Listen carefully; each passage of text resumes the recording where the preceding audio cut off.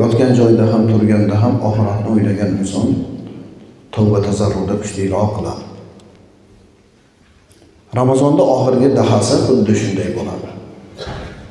Ulug'lardan biri aytadilar, ulug'lardan qachonki bir musobaqa bo'lsa, musobaqani oxirida sovrin katta qo'yiladi. Bu musobaqada, o'sha musobaqani oxirida borib yurganda ham jamoalar sekin-sekin chiqib ketadi, oxirida eng zo'rlari qoladi. Musobaqani oxirida sovrin katta bo'lganidek, Ramazonda oxirida ham, oxirgi 10 kunligida ham ajr savoblar katta bo'ladi. Mana shu yilgi Ramazonda juda tez o'tib ketayotganligini guvohi bo'lyapmiz. Umr ham shunaqa, umr ham o'tib ketaveradi.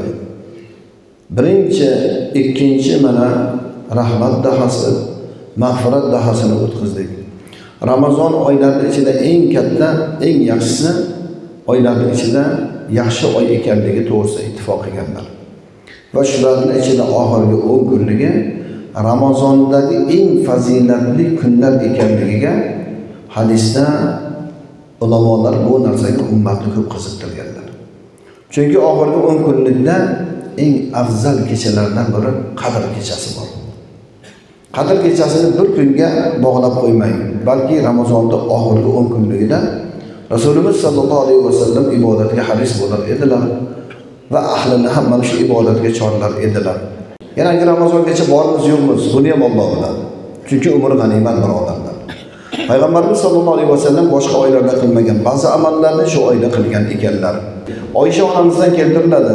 Payg'ambarimiz sallallohu alayhi vasallam oxirgi 10 kunlikdagi hollari haqida aytadilarki, Payg'ambar alayhissalom oxirgi 10 kunlikda, ya'ni Ramazonda oxirgi 10 kunligida boshqa paytda ko'rsatmagan jiddiy jahdni shunda ko'rsatar edilar dedilar.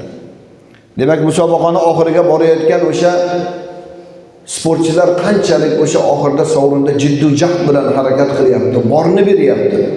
Nimaga o'sha sovrinni oldini qo'ymaydi, oltin medalni olayin degan mazmunda. Inson ham, har bir inson mana shu narsaga harakat qilsin. Shuning uchun oxirgi vaqtlarda jiddiy jahd Payg'ambar alayhissalomda bo'ldimi, bu ummatlarda ham bo'lishi kerak. Ikkinchisi, vaqtni g'animat bilish. Vaqtning qadriga musulmon odam har doim yetadi. O'sha berilgan umrda foydali amallarni oxirat uchun tadorikni qilib qoladi. Ramazonni xususan oxirgi 10 kunligida behuda narsalarga umringizni sarflamang. Instagram, ijtimoiy tarmoqlarda bo'ladigan, bo'lmaydigan bir videolarni olib ko'rib o'tiramiz. Birodarlar, ertaga undan so'ralmaymiz qabrga borganda, puf etib jon chiqqanda qilgan amallarimiz, o'zimizning qilgan solih amallarimiz qabrimizda yo'qolgan. Begunohmizmi?